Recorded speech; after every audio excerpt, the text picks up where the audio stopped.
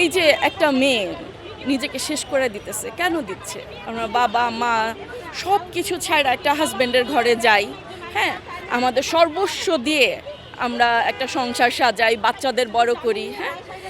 তো তখন কি হয়, এই লোকগুলা আমরা যখন বাচ্চা সংসার নিয়ে ব্যস্ত থাকি তখন তারা বাইরে কি করে, অন্য মেয়ে মানুষ নিয়ে মজা করে। তো কিছু কিছু ক্ষেত্রে দেখা যায় যে করে ফিরে আসে আবার ঘরে, আর কিছু কিছু আছে একেবারেই চলে যায়। তো আমার বোনটা একেবারেই শেষ হয়ে গেছে, আর তার যেই হাজব্যান্ড ছিল সে একেবারেই চলে গেছে, সে সেকেন্ড ম্যারেজ করছে। তো এইখানেও দেখেন সেম থিং, ইকরাও এইভাবেই চলে গেছে। তো আমি হচ্ছি মেকআপ আর্টিস্ট, ওর সাথে আমার শ্যুটের ব্যাপারে মানে একটু খাতির হয়েছিল, আমার বাসায় গেছে, সে তার সাথে কথা হয়েছিল।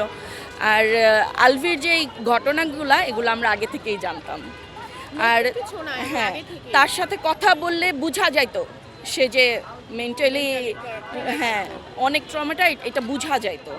হ্যাঁ, মানে অল্পতে সে খেপে যাইতো, আবার তার সাথে একটু নরম করে কথা বললে সে ভালো ভালো সাজেশন দিত, মানে তার মানে একটু ইয়াটা না বোঝা যাইতো। তো আমরা তো পরে এটা জানতে পারছি, তখন ভাবলাম যে না ঠিক আছে, ওর জায়গায় আমি থাকলে হয়তো বা আমিও এরকমই করতাম। তো আপনারা এই যে বলেন না যে মেয়েটা শক্ত কেন হইলো না, সে ওয়েল এডুকেটেড ছিল, সে চাইলে অন্য জায়গায় জব করতে পারতো, তার বাচ্চাকে সে নিজেই রাখতে পারতো, যেহেতু তার ফ্যামিলি ব্যাকগ্রাউন্ডটাও ভালো। হ্যাঁ, তো দেখেন, আমরা যখন মেয়েরা একটা মানুষকে ভালোবাসি তখন কিন্তু আমরা তাকে ছাড়া চিন্তা করতে পারি না, আমাদের যত কিছুই থাকুক না কেন। আমরা অন্য একটা মেয়ের পাশে তাকে কিন্তু দেখতে পারি না, সেটা একটা মেয়েই বুঝে যে কী পরিমাণ কষ্ট লাগে। সো ওখান থেকে বলবো যে এই কারণে হয়তোবা আমার বোনটা এরকম নিতে পারে না।